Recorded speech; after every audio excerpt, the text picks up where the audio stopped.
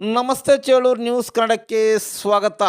ಬಾಗೇಪಲ್ಲಿ ತಾಲೂಕಿನ ಕಸಬಾ ಹೋಬಳಿಯ ದೇವರಡ್ಡಪಲ್ಲಿಯಲ್ಲಿ ಕೆರೆ ಮತ್ತು ಕಾಲುವೆ ಅಭಿವೃದ್ಧಿ ಕಾಮಗಾರಿಗೆ ಭೂಮಿ ಪೂಜೆಯನ್ನು ಬಾಗೇಪಲ್ಲಿ ಶಾಸಕ ಎಸ್.ಎನ್. ಸುಬ್ಬಾರೆಡ್ಡಿರವರು ನೆರವೇರಿಸಿ ಮಾತನಾಡಿದ ಅವರು, ದೇವರಡ್ಡಪಲ್ಲಿ ಮತ್ತು ಪರಗೋಡು ಗ್ರಾಮಗಳ ಕೆರೆಗಳಿಗೆ ನೀರು ತುಂಬಿಸುವ ಯೋಜನೆ ಹಮ್ಮಿಕೊಂಡಿದ್ದು ಸುಮಾರು 800 ರಿಂದ 1,000 ಎಕರೆಗಳಷ್ಟು ರೈತರ ಜಮೀನುಗಳಿಗೆ ಅನುಕೂಲವಾಗಲಿದೆ.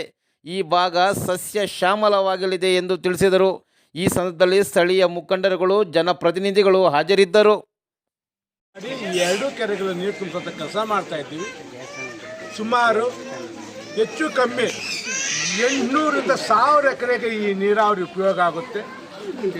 ಮುಂದಿನ ದಿನಗಳಲ್ಲಿ ಈ ಭಾಗ ಸಸ್ಯ ಶ್ಯಾಮಲ ಆಗುತ್ತಂತ ಆ ಭಗವಂತನ ದಯೆ ಇದೆ ಅಂತ ನಾನು ನಂಬಿ ಈ ಒಂದು ಕಾರ್ಯಕ್ಕೆ ನಾನು ಇವತ್ತು ಉದ್ಘಾಟನೆ ಮಾಡಿದ್ದೀನಿ.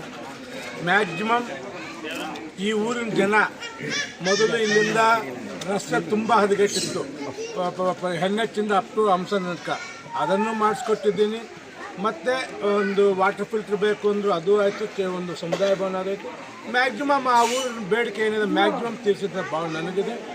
ಗ್ರಾಮಸ್ಥರು ಕೂಡ ಅದಕ್ಕೆ ನನಗೆ ಶುಭ ಕೋರಿದ್ದಾರೆ. ಒಳ್ಳೆಯದಾಗಿ.